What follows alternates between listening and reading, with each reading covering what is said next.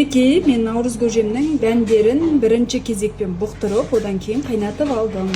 Мына жерде бізде бүгін маш, мына жақта бидай,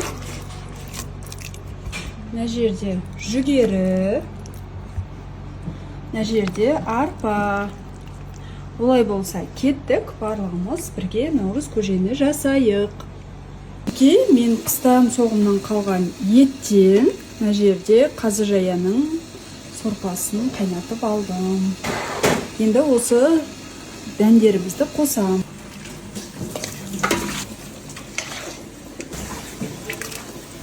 Мен дәндерімді салып алдым. Енді қазір осы сорпада 5 минуттың көлемінде қайнайды. Мен енді осылай қазы жаяны турап аламын. Мінекей етін барлығын турап алдым. Қазір енді салатын боламын. Қамыр дайындап алдым. Мен алдын ала бағана қатырып қойғанмын. Қолдан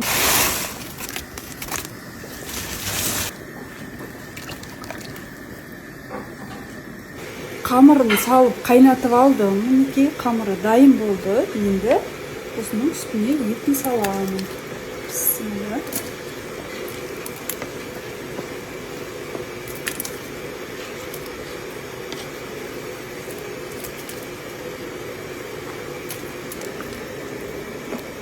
Мінекей көжем толығымен дайын болды. Енді біз осы дайын болған көженің үстіне мен сүт құямын.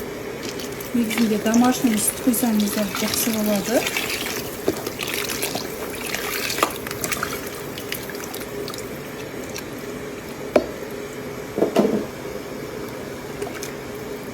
Және де әркім қалауы бойынша қатық немесе айран қосып ішсе болады. Бұл жерге бірден сразу қосайын десем, қазір қалып қалса ол ертеңге ашып кетеді. Сол үшін де әркім өз қалауы бойынша қосып ішеді.